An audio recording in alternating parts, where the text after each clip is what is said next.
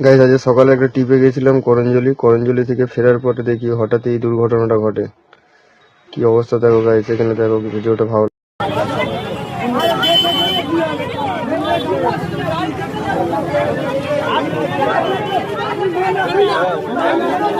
Guys আমার চোখের সামনে অ্যাক্সিডেন্টটা হয়েছে। দেখো এটা প্রেগনেন্ট রুগী ছিল, টোটোটা হঠাৎই উল্টে যায় ওর উপরে।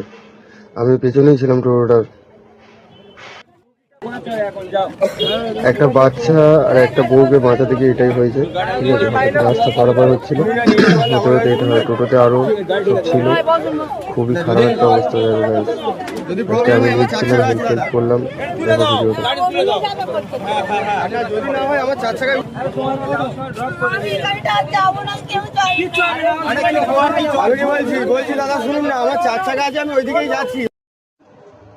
গাইস ফাইনালি বললো যে যাবে, আমি মোটামুটি গাড়িটা আনতে যাচ্ছি। গাড়িটা এখানে লাগিয়ে দেবো। কেউ নেই বুঝলে তো, সব একা একাই আছে। দেখো গাইস, আমি ওনাদেরকে তাড়াতাড়ি তুলে নিয়ে মোটামুটি বেরিয়ে যাব। সবাইকে বলি মানুষকে হেল্প করো, বলে খুবই সমস্যা আজকালকার জীবনে।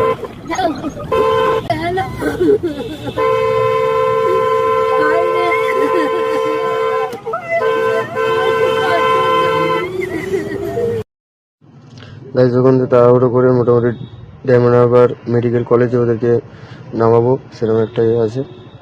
চলো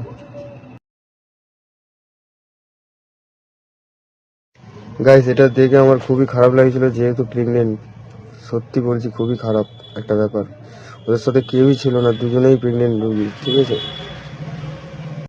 দুটো বউকে এখানে ছিলাম, তাদেরকে হেল্পটা চাইলাম, তারা মোটামুটি নিয়ে ভেতরে গেছে। এবার গাইজ না গিয়ে থাকতে পারছিলাম না, গাড়িটা সাইড করে ফের দেখার জন্য যাচ্ছি কী ব্যবস্থা হচ্ছে। ভেতরে যাবো।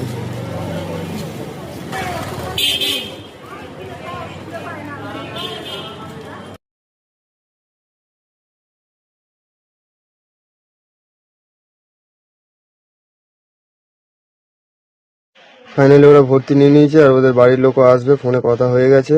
আমাকে বললো মোটামুটি হয়ে যাবে, তুমি চলে যাও। ওখানে একটা কাকিমাও খুব হেল্প করেছিল, তারপর খুব ধন্যবাদ। হেল্প না করে এবার বেরিয়ে যাবো এখান থেকে। যাও, ওখানে নামিয়ে একটা ভালো লক্ষ্য পেয়ে গেছিলাম, সেও হেল্প করে দিল। মহিলাটা মোটামুটি ভর্তি হয়ে গেছে। আমি বেরিয়ে যাচ্ছি ডায়মন্ড হসপিটাল থেকে। তাই বন্ধু সবাইকে বলি, ড্রাইভারকে মানে গালি টালি একদম দিও না, কারণ রাস্তায় ড্রাইভাররাই থাকে, সব কিছু তারাই দেখে, হেল্প করে। আমার আরেকটা ভাড়া আছে, সেটাতে আবার বেরোতে হবে। এমনিতেই লেট।